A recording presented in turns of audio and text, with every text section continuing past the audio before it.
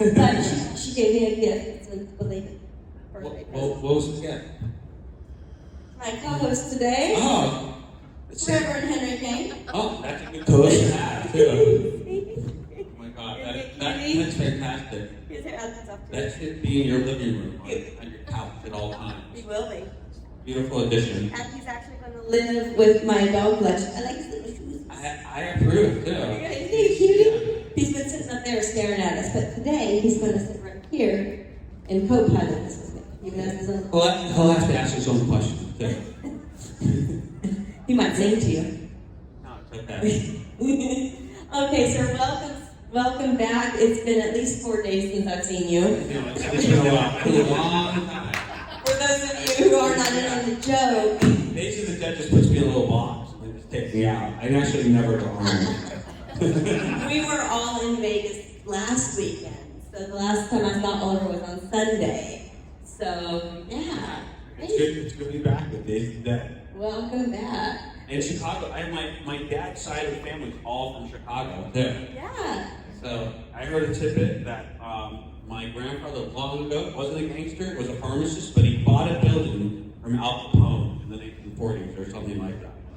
So that's my family's claim to fame in Chicago, I guess. Gangster adjacent. Yeah. What part of Chicago? I don't know, but he had 2 pharmacies here, and that's, my dad said that, my dad was born here, and then they moved to Florida, I guess, after World War II. Wow. So, yeah. What was your dad's name? Leslie. Leslie Robbins? Leslie Robbins. And my grandpa's name was Israel, believe it or not, Israel Robbins.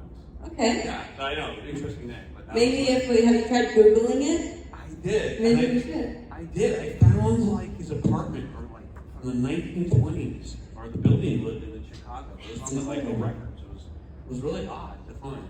But he was very young when he just got out of like pharmacy school or something. Yeah. Okay, so I mean, of course, we're going to talk about Poltergeist and some more, but first, I want to talk about you. Okay, let's talk about your acting journey. I have no acting journey. I just created. I'm an artist. No, I'm kidding. That's a fact. No, I'm joking. Now, but back then. No. Actually, I knew my parents moved from New York City to Los Angeles, and I told my mom I wanted to be an actor because I saw kids on TV, and I said I could do it. They're doing it. My mom didn't take it seriously at all. She ignored it, and finally, after a lot of persuasion, she put me in a commercial workshop class. And that's basically just going out for commercials and learning how to do cold readings and all the things you have to do as a child actor. And I loved the class. I had so much fun. And it was with this person named Sheila Manning. She was the premier, my understanding, casting person in Los Angeles at the time. And she did everything with child actors she did. And at the end of the class, my mom thought that the class would just be over and I'd move on and I'd want to do something else. Sheila was like, Oliver's really good. He should do commercials. Oh, yeah, I was wondering what was going on with that. He was really good and he should do commercials. So I was sent out. I met with this agent she introduced me to, and I went on my first audition, and it was for this like horrible pizza app commercial, and I was terrified. And the executives of this company, like 50 people, I felt like, or at least they felt like 50 people. They said, "Eat this pizza and pretend like it's the most delicious thing ever." And they purposely gave me this like raw, cold pizza. So I ate it, and I did my very best. I didn't get that commercial, so I continued like auditioning for commercials. And my first commercial, believe it or not, was a fertilizer commercial. And I was literally selling shit. Yeah, it was funny. But my dad, who was in it, actually wrote, the guy who played my father in the commercial, wrote the movie Starman and Stand By Me. But that was to be many years later. I didn't know that, too. Because a lot of people in Hollywood do commercials who are in the arts are so difficult just to pay bills. So then I did that commercial. And I got into the Screen Actors Guild. And that's tough to do because the studio or the company has to pay a penalty. But I guess they really wanted me for this commercial. So then there was this movie called Poltergeist they're auditioning for. And I didn't even know what the name was because everything was kept top secret. All the Spielberg movies in the 80s were secret. And we didn't even know what the story was. And I guess at this point they were completely desperate to find the little kid for the movie. They looked at all the major cities in the United States. And they were getting ready to shoot. And then they held this open call, and open calls where anyone can audition. So I stood online for like 2 hours, and I basically won, I believe, like sort of like the child acting lottery, so to speak. So then during the interview, they asked me, what are you afraid of, Oliver? And I said, I'm afraid of clown dolls, I'm afraid of trees. Basically all the things that Robbie is afraid of in the movie. Because kids aren't really, we're not trained professional actors, we're not master thespians. And Toby and Stephen wanted a child who was just natural, who could just be a kid on screen. And I was totally neurotic and completely afraid of like everything in my household, and I think that's what Robbie's character really was too. Because I believe, I grew up in a haunted townhouse in New York City, and this place was always spooked me. So when I was acting in Poltergeist, all the special effects are related in afterwards, and we asked them, like ILM, we asked, and Toby, I said, what are we screaming at? What are we afraid of? And they said, we don't know, but it's the scariest thing you can possibly think of. So I tapped into what I was scared of, my old townhouse in New York City, which I thought people were like walking up the stairs at night. And my mom's just, I confessed that to my mother. She said, Mom, this is when I'm like 5, 6 years old. I said, people are in our house and they're walking up the stairs. She says, no. It's just the house is just settling. And I believe otherwise even to this day. So that's what I was thinking about things like that. When they said, think about the scariest things you think of when we're screaming. And like Toby would just have like a stick and say, okay, this is your eye line. They're coming at you. All right. And then we all had to be in that moment of terror. And then you moved on and went behind the camera in writing and directing. Why did you decide to do that? I love storytelling so much with filmmaking, and on the set of Poltergeist, I started making little Super 8 movies. And I showed Stephen one of my movies, and he said, okay. And he looked at it, and I think he liked my films. So one day he came to the set, holding a steel case, and it was inside of it was a Bullion Super 8 camera. It was like the fancy Super 8 camera of the day. You could do double exposures, and it was double system, and all the things that were amazing and wild, that sound great, that are easy to do today, but you couldn't really do them with a film camera. And I started making films, and I showed them to him, and he said, if you want to be a professional filmmaker, you've got to go to film school. Even though he'd never been to film school. But he said, you really should go. And I said, where do I go? And he said, go to USC Film School. So then I said, okay. So I started studying hard in school, got the grades, applied, and I got rejected.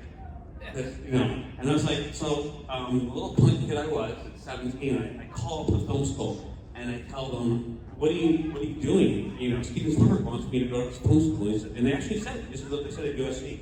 They said, we won't be told what to do by anyone, including Steven Spielberg. So I still didn't take no for an answer. I said, I really want to go. I want to come here. So I somehow got a hold of the dean at USC. And I showed them my student film I made. It was like a 16mm movie that won some awards. And he said, okay, I'm going to override the admission committee. And as you can imagine, the people on the admission committee were mad. And then what happened was, he said, this is the deal. And USC is all about deals, I realized, and that's very political there. But it's a great film school. So they said, we're going to put you on special status. And I said, it's like animal health, special status? I know. I said, what do you mean? And they said, well, you're going to have to maintain a 3.0 average. If you drop any point below 3.0, you're out. And that just end the discussion. You have to agree to that. If you agree to that, you can go into film school here. So I went to film school at SC, and it was great. And we had the best teachers, and it was just a fantastic experience. And they teach you everything you need to know to make a movie. Only thing they don't teach you is how to get movies to make.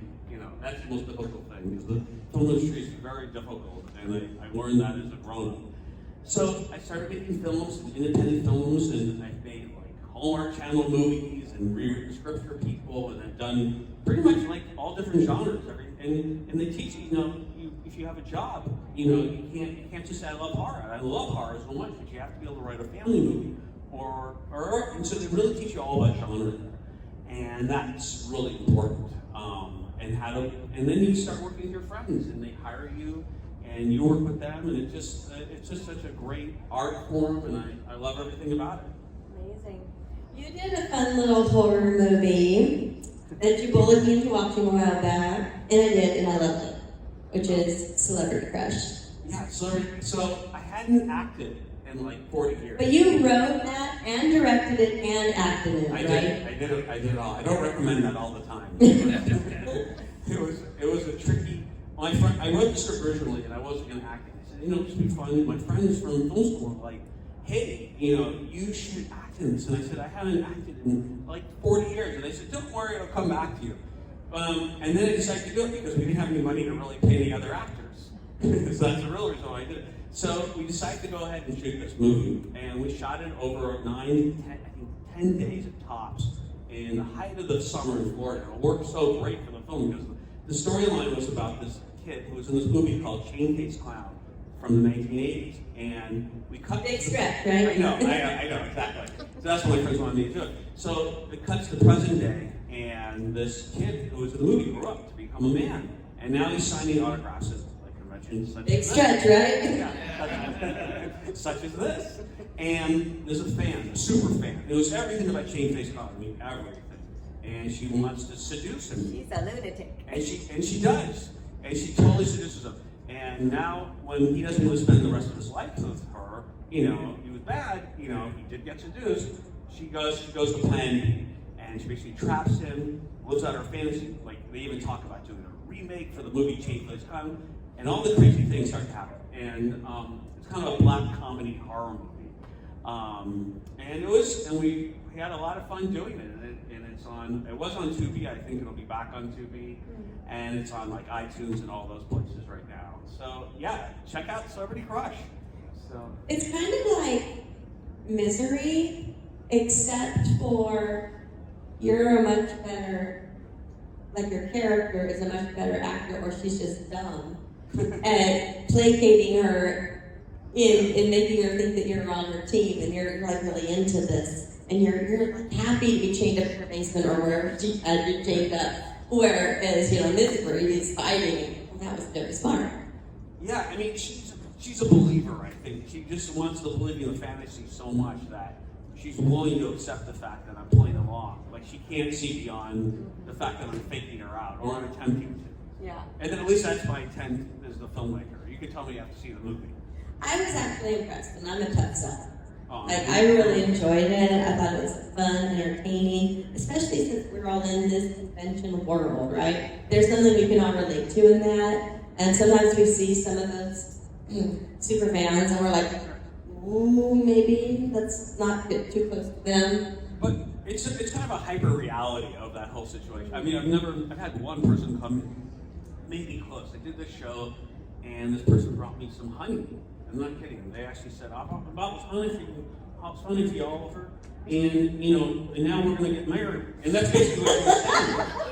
I know, it was like that was a proposal. I didn't realize honey from this jar of honey, and I accepted. I mistakenly accepted the honey, the jar of honey. So that was an issue. So then what happened? Then she got mad. She got really mad. And I just imagine in that scenario what could have happened down the line if I had gone, something else had happened with this individual. That was before or after you wrote that movie? That was before. Okay. And I was just thinking, and I kind of wanted to do a comedy, and I thought, everything you do like a studio or network level, you really can't experiment. There's certain rules of the genre you've got to, the tropes you've got to follow through. So I said, you know what, I want to do a black comedy. I've never done anything like that, and this is the perfect kind of, experiment with this thing. So that's how I kind of came up with Celebrity Crush. Okay, I've heard it out enough. Do we have any audience questions? Yes, Jenny. In the back.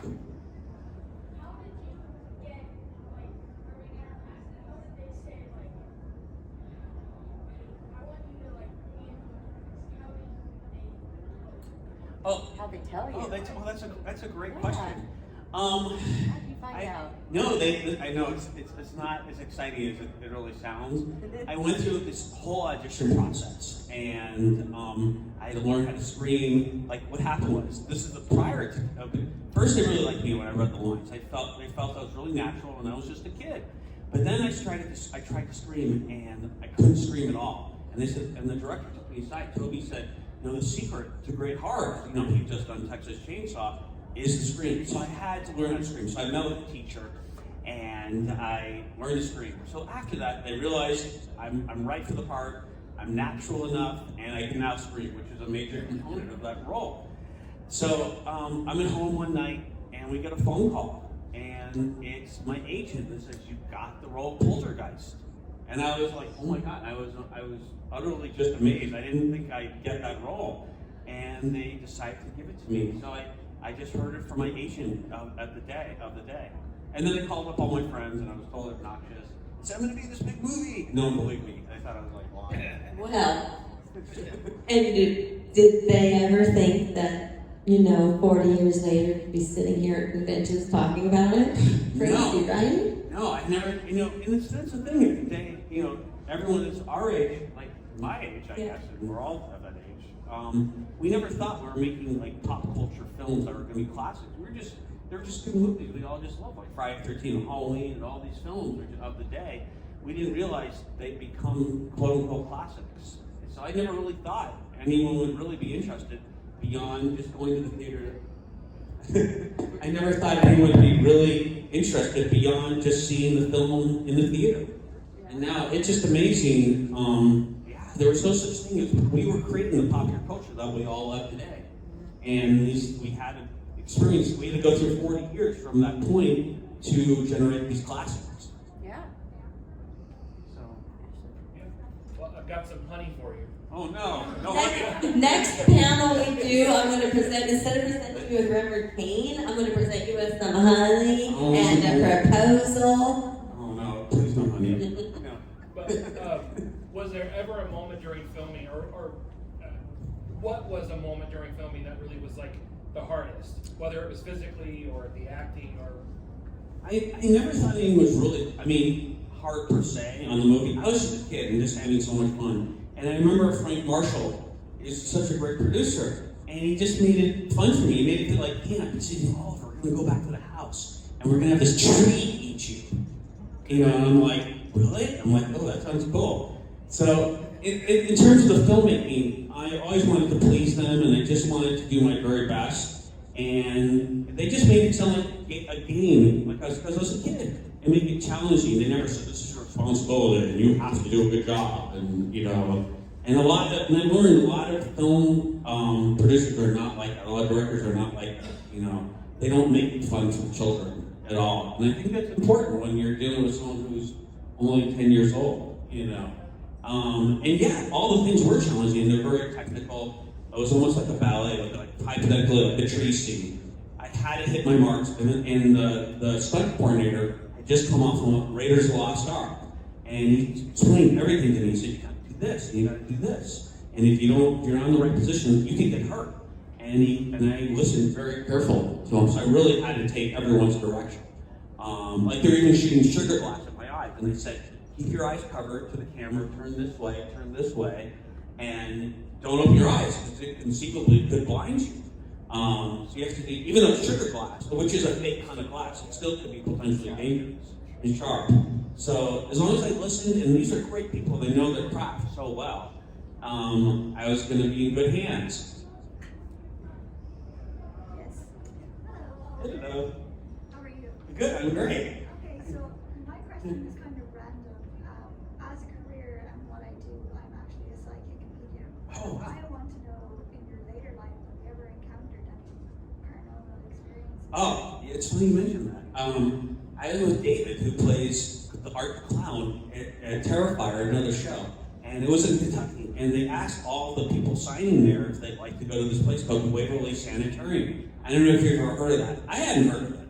So just David and I were the only people that volunteered to just go to this place. And I guess it was a place where a lot of people died, So, and the thing that's interesting, they took us on the tour. They didn't really tell us much about the place. They didn't tell us anything, actually. They said, we're just going to take you on the tour. All of a sudden, we saw the strangest things I can't explain. And we're like, orbs playing around. I don't know if they're special effects or they're playing with that. Then we saw these, it's almost like a piece of fabric being ripped up, but then darting under doorways. On its own, like a cape, floating on its own, but just darting. And something that's so quick, it's just like you can barely see with the blink of your eye. So and I said, that's really weird. I almost didn't want to admit it because it sounds so crazy. I'm seeing things fly around this hallway and stuff like this. Oh, and I said, no. That's just a shadow people. And I said, oh, the shadow people. Oh, yeah, sure. So, yeah, that makes perfect sense, the shadow people. I get it. And what about the orbs? And no one can, it was really funny because we're all seeing these like orbs. And no one wanted to say we're seeing it. And eventually we went, do you see these things? And we thought it was a lighting effect. And now everyone's like terrified at this point. And I was the brave guy. I said, I'm going to march down the hall, down this Waverly Sanitarium. And then David said, he saw something on my back, like some shadow. And there's no way to explain why this thing was like, the shadow was on my back. So then cut to, later in the evening, like we're up on some other floor, and something, he's looking panicked. I'm like, David, what's going on? And he says, oh, somebody's whispering in my ear. And I'm like, what was he saying? I don't know. So, that was my big paranormal experience too. So yeah, it was scary. And it just, and I guess NASA actually come out to the sanitarium just try to explain these things. And I guess SWAT even came out. And they said they ran out too, I heard. And then they told me that they said, what did they say? They said, we'd like to be able to see what we're going to shoot at. That's what SWAT said. So this place is like a vortex of like paranormal stuff, I guess you could say. I don't know. So that was my experience. So I'm doing a friend as well. Sure he wasn't just messing with you? He's a jokester. I don't know. He seemed pretty afraid. Yeah. I don't know. You got to ask him one next I year. will, actually. I'm going to text him when we're done. So, tell me about it. Yeah, I think we were all like, I don't know. It was a really weird experience. Wow. Whether you're a believer or not, there are things that I can't really explain. I'm sure that, in the world of paranormal activity, we're going to learn much more in the centuries to come. Like their other theory was it might be, like I said, it might be an interdimensional situation, where it's, I don't know. So, but there has to be an explanation for it. Yeah. Possible. A couple questions. First of all, to me, the movie's Poltergeist is great, so many great moments, but the clown always freaked me out as a kid. And when you said that you were afraid of clowns, how scary was that clown being on set with it? Well, I was so afraid of clowns prior to ever doing the movie. The actual clown on set wasn't scary at all. It was highly a technical effect, and it was all in camera. The way they did that was they said today's activity is already going to have to act backwards. And I said, what's that? And he said, we want you to start at the pinnacle of fear. Like whatever the most afraid you're going to be in the scene, we need you to start there and then go down to be normal. So you start big and go down. And I said, what? And he said, we're going to put the arm around you, then we're going to pull it away from you. So then it'll look like they're going to play the film forward, and it'll look like the arms wrapping around you, but your acting also has to match. And then other pieces of it were just, what makes it difficult, what I learned as a child actor too, is that there's no time to get up to that level of intensity. You have to, when that director calls action, you have to be there. So I always, Joe Beth Williams really helped me with that too, because I talked about the scenes. Even in the condo scene, each of those pieces of the scene are all like a piece of a puzzle, they're all putting together. So when the clown was behind me, I had to be panicked immediately. There was no time to build up to that. So I really learned screen acting was a highly technical thing where you had to channel all your energy and get to that place pretty rapidly, which makes, it's very different than theater or anything like that, I understand. What was your relationship like with the rest of the family? Oh, we were all so close on that set. I mean, I don't know what I would have done. I had so little acting experience. I didn't know what was going on. And the director really expected you to come to set prepared, too. So I would say, Joe Beth Williams, she was such a dear to me, and such a mom to me. And we talked about things. And she said, okay, we're going to run in place, we're going to do this, and we're going to, and she would take me to the place I needed to be in terms of the performance, too. Because the director's job is not to do that. You have to do that as an actor. So if I didn't have someone like that, and I was really spoiled on that, because in movies to come that I did, the actors weren't like that. They came to set, they knew the lines, they expected me to be a little professional. No one was going to hold my hand. But I had that on Poltergeist. And Toby was so kind and calm and so quiet. You wouldn't think that based on the movie, if you met me like that, just chainsaw. But he was very calm. He didn't say a lot, but what he did say was so important, and he just guided me, and he let me just be a kid. And they let me ad-lib so many lines in that movie. And I needed to hit all the key dialogue, but they said, be who you be in the scene. Just, you're at the breakfast table. And I called my sister a barf bag. And I also learned later in life that when I did other films, most filmmakers aren't totally comfortable with making up dialogue too. But I also think that's the secret to Steven Spielberg movies is that he let kids be kids. And that's why I was so natural, in that movie. For sure. Wow. So, Tell us about working with Julian. Julian was so, it's funny, he's terrifying in his performance, but he Yeah, because he was walking death at the time. No. Which is so unfortunate. I know, he was dying of cancer at the time. And it was He really knew this was going to be a swan song. What? He knew Yeah. that was going to be a swan song. Yeah, and it really kind of was a life lesson to me at that stage. He knew he was going to die. We all knew he was going to die. But he seemed so happy every day on set. And they said, how could you? And I was 14. I was like, why? I didn't say this to him, but I was thinking this. It's like, how could you be so happy if you know you're going to die? But he was getting just loved so much. And how he knew that. And I think that's a wonderful thing. You get to do what you love. That is a way to live life and just enjoy yourself, even if you know that you are going to, all of our lives are finite. So just do what you truly love and be passionate about it. And he was a really kind, good guy. And he put that on. That wasn't his persona at all. He was evil, preacher guy. So you weren't afraid? No, but I wasn't. He wasn't like the scary old guy? He was scary the moment the director called action. Then when he sings, "Oh, down there," that was terrifying. I know. We weren't really acting at that point, too.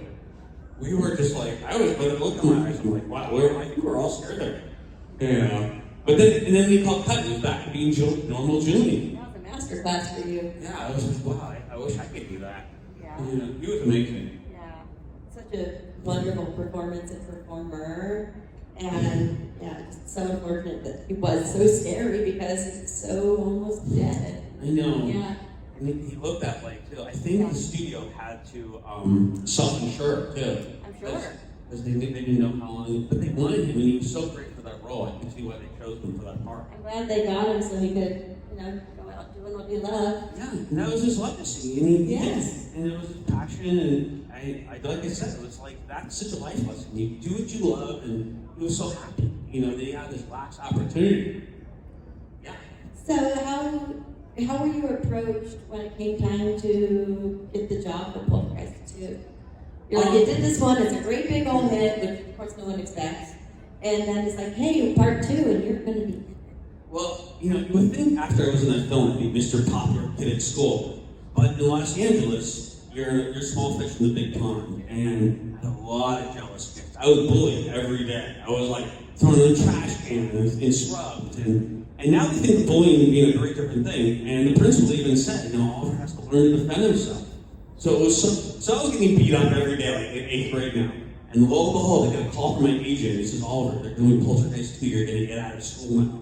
It was a godsend. So I told the bullies, you won't be able to beat me up anymore. I'm sorry, I'm going to do another movie. So I left for the rest of the school year. And those last 4 months were like paradise. So no matter how hard the shoot was, I loved being back on set with the family, and that's how I found out I was going to do the movie. That's awesome. What was some of the most challenging parts about filming part 2? Well, this is the situation, and then I learned this later on. And the director, I didn't get along with the director, Brian Gibson, on that set. And we actually butted heads. And I was a little precocious, obnoxious American kid. He was he was a doctor, and then he decided to become film director. And he actually was a really good director. But I was used to working as a team. And he was more like the dictator on the set. And most directors are actually like that, I learned later on. It wasn't a team effort. And I disagreed with a lot of things he wanted me to do, and I fought him on it.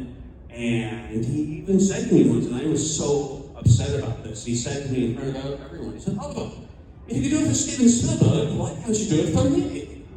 And I was so mad, and I was so dramatic, and this is in front of like 150-person crew at the studio. I turned to him and I said, Brian, you're not Steven Spielberg. And I was so obnoxious. And as a filmmaker now, I realized that was really the wrong thing to do. And he was under a huge amount of duress during Poltergeist. I think the studio was attempting to cancel the production and basically just collect the insurance. So any screw up, anything that went wrong on that movie, with Poltergeist 2 would cease to exist. So everyone was under the gun. And I certainly didn't make it easier for him, so I felt really bad later in life for that, treating him that way. Yeah. But at the same time, I feel like, I learned this as a filmmaker myself. I think it should always be a team effort, and actors come up with great ideas, and it shouldn't be just my way or the highway. So I kind of, as I said, I've tried to practice what I preach when I actually started making movies as a filmmaker myself. Did you guys ever reconnect? No, I never did. No, I never did. I wish I could tell them now how I feel, because I know how difficult it is to make films. Even to make a bad film is extremely difficult, and is an amazing accomplishment. And to make a good movie is it's sort of a miracle, I think, sometimes. Yeah, for sure. Now, you were not part of part 3. Was that by your choice? Like, you're busy, or did they just thought? They never. Or like, we're going a different way? No, I think they never asked me, so I think they didn't have the vision. And I understand they just didn't have the vision for me. Right. Yeah. They wanted to take her away from the family completely. Yeah, and they didn't need me for it. So, and that's the story I think they wanted to tell. Yeah. So that's Part 3 was actually filmed here, too, so fun fact, you didn't know. Yeah, up in the skyscraper. Yeah, Go to John Hancock, that's where it was. yes. All right, any audience questions? Do you think of anything else? I can do this all night long. Do you have any interesting stories or moments with Zelda? No, nothing really in particular. I just loved her because she was really honest about everything on set, and she would tell everyone how they were feeling, and just I remember in Poltergeist too. We were doing publicity for it, and they put Joe Beth and Craig up at the Plaza Hotel, and they put us up at not the Hollywood Express, not kidding. No, they put us up at another hotel, which I guess wasn't as great. And I was a kid, but I actually loved it anyway. I just loved doing everything with the movie. And she called them on it. She said, "Why are they at the Plaza and we're here?" So she was spunky and she was great, but she didn't do it in such a way where it was, mean, pompous. It was just she told it like it was, and she'd say things possibly that all the grown-ups on the set were really thinking, but maybe weren't too afraid to say. And that was great, and I really respected her, and she was so great to me, and I loved that. In either part 1 or part 2, what was the most difficult effect, in your opinion? Either that you were a part of or you witnessed? I think for me, it was really the tree, because I was covered, picture being covered in gook, like molasses for almost 2 weeks, head to toe. And I didn't know this until I did it. Your body temperature actually drops when you're covered head to toe and stuff. And you need a floodlight to keep you warm. And I couldn't clean up over a 10-hour, 9-hour shooting period. I could just take 1 shower a day for lunch. And it was complicated. And, all the rain and glass and all the goop. It made me really appreciate action movies and what these actors have to go through. And I only had to deal with this for a week and a half. I can't imagine doing that for all summer, So but I had fun doing it. But I would definitely say it was the trickiest, the hardest part, because there was a lot of technical things I had to remember at the same time really act. When the tree was swallowing me, there was no special effect of the tree swallowing me. It was simply me standing on a wood platform, just lowering myself and pretending like I'm being eaten by the tree, and at the same time having to lower myself, but just struggling to get away from the tree. Things like that. So it was a lot of those things were highly technical, and I really never acted before. So I was thrust into the situation where I was just learning as I went. But I think Toby and Steven were so great to me on that set that it made it so much fun. And I don't think without that team behind me, I would have been able to get through any of those special effects. Yeah. So I asked this of the Nightmare Cast that just finished up. If you could give your character Robbie a piece of advice, what would it be? Avoid engaging any trees or clown dolls. Get rid of that clown doll immediately. Why is it in my room? Well, why is it in your room? I don't know. I don't know. I never understood that actually. I think it's one of those things. Sometimes it's a kid you have in your room that you don't want to get rid of because it's your toy, and it's just there, and you just deal with it. Or subconsciously, maybe my character didn't want to admit that he was actually afraid. I'm a bigger guy, and that's why I just cover it up, just pretend it's not there. That was kind of how I think maybe my character possibly justified that. And I would have moved out of that room immediately if I gave myself advice. I would have been like, avoid the tree. Just don't be in a room with an open window of the tree. You know, any trees at all. You know, sleep in your parents' room, sleep downstairs. I can't remember. I told you. Did I share that comedian clip about the clown doll with you? No. I mentioned it. What? I don't remember. Oh my God, it's been. I just remember Eddie Murphy's bit, which was so great. My life is a blur. I have no idea where I am right now. Literally, I was like, where? Oh, okay. Comedian Dan Cummins did a bit about, and I don't know how much this was true or how much of it was a bit, but he did a bit about the creepy clown doll that he had. He was afraid of clowns. It was your clown doll, and he threw it away. And then his mom found it and said, "Oh, Dan threw away his favorite toy and put it right back in his room." I can see that happening to Robbie. Like, even if I tried to throw away that clown doll, you know, my mom would have probably said, "Oh, Robbie, what are you doing? We bought this for you. It's your birthday, you know, Right. put it right back in there." Yes. You know, and then Caroline would have been like, "You're a fraidy cat," or, you know, Yes. like, what are you so afraid of? Right. I'm like, I just know it's going to come and attack me one day. Clowns are such a common fear. I'm not, but I don't understand. I think it's like that line in Jaws. Remember they said those dead eyes. Remember how he described, the shark's eyes, and it's really true. You don't know what's going on behind clowns' eyes, and I think that's what really kind of makes me scary. Yeah. Because They're all they're painted. painted, and you're just waiting for something to happen with them. Like you just come on. You want to tempt them, but you don't. You know, it's like one type of paint that's wet. And you want to see it's wet, but it's not. And you want to tempt the clown, but you kind of don't. It's a weird paradox. I don't know. How much do you think Gacy had to do with people's fear of clowns in the modern day? I think that's all part of the formula of fear of clowns. I think, I wonder if we had a time machine and went back before movies.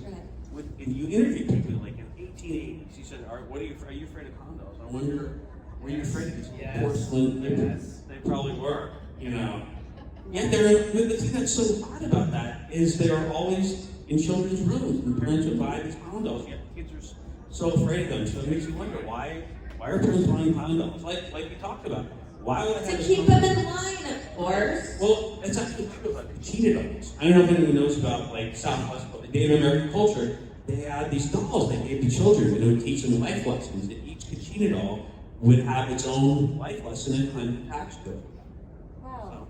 So that's a little tidbit about it. This has been Doll Talk with Summer and Oliver. What was the filming the pool scene with the coffins and the skeletons and all that? It's funny. I think I had a love-hate relationship with the prop people on Poltergeist. They liked me. However, I played with all the toys. It was almost a struggle. I said, you can't play with this all. Like, I want to play with remote control cars. So they kind of wanted to toy with me. And I went up to them, and I was like kind of a kid. So I said, hey, are the bodies real? And they said, yes, they are, Oliver. And of course I said, I'm a 10-year-old professional kid, and I said, where do you get them? And they said, we get them from India. And I was like, India? What? And I guess why? They didn't ever tell me why. I'm like, India? Yeah, in the 80s, I guess that's how they got bodies or skeletons for movies, which I don't. And medical schools too. And medical schools. So then, that's my understanding, but don't quote me on this.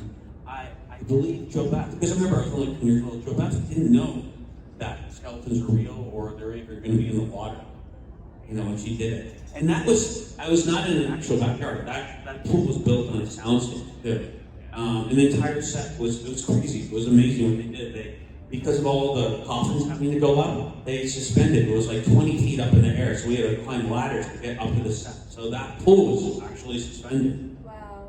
So it's pretty amazing what movie makers can do. It's such a beautiful scene. Like the whole finale, the whole last 20 minutes, the last half. Oh my God, it's visually stunning. From the time she gets out of the bath till the end. And it's brilliant filmmaking because you let the audience pause. You don't know what's going to happen. It's almost as I said, like a pregnant pause. You're playing. You think it's over, but there's still like 30 minutes left, so it can't be over. And you think that, and it's enough for this kind of a resolution at this point, And it's interesting you talk about that because what happened was they cut the entire film together and they realized the pacing wasn't right. So that scene where we're moving, we're packing, was shot 6 months later. Really? And I was a kid and my face changed. And Toby and Steven said, oh my God, what are we going to do? So they had me wear a lampshade in that scene. If you notice, you can't see my face in it. So that was shot months later because they needed that break for the audience. After all the craziness that happened, they could have that pause. So they, sometimes you make a film and you'll go back and you shoot things much later on because you just watch it. And even the most master filmmakers realize you need certain things that you didn't get during the original production. And I don't know, a little piece of trivia in that scene, I'm wearing, I don't know if anyone's from Los Angeles, but I'm wearing a purple sweatshirt. And initially, for some reason, we didn't have a wardrobe. It was such a quick shoot. So just come with whatever you're wearing. And it happened during the Flippers t-shirt, which is a roller skate ring in Los Angeles. So, and it ended up in the movie. So were you filming inside that actual house at all, or is that only exterior? I think some of the kitchen shots, they used a little bit interior/exterior, like when they're reaching in. However, they rebuilt the entire house on the soundstage. And not only did they rebuild the entire house, they also built specific rooms for specific shots and purposes, like the hallway. Like I believe that shot was like I think it was a dolly counter zoom shot where they dolly in or they dolly out and zoom in, for that shot. So they had this extended hallway that was the size of, like double the size of this. So they roll the dolly and they, did the zoom and they simultaneously. So they needed that when Joe Baptist is running down the hallway and the hallway extends. Yeah. So, and a lot of the sets just had to be built in such a way where they, I don't think they had green screen, it was like a blue screen sometimes, and ILM was going to lay the effects in later on. We're going to take a nap now, and you can watch this meditation. I have so many good questions. How do I end this? A good one. I know the pressure. Okay, so if your career had a theme song, what would it be? I'd go with, what's love got to do with it? Because that's kind of like the metaphor for the film industry. Love has nothing to do with it. You can be passionate and you can love things in cinema, but that's not why movies get made or why they do get made. It's simply for other reasons. But you should. At the end of the day, it's kind of a paradox again because you love what you do. But at the end of the day, what's love really got to do with film? And last but not least, can you tell us something that you learned on the set, being set, could have been any of your other films you were either in or directed, that has taught you something important? I really, one thing I really learned, in the filmmaking process, work with your friends. And that, I don't want to say it's like going to war because that's a whole different reality for any soldier, but you're really in a tough and intense situation.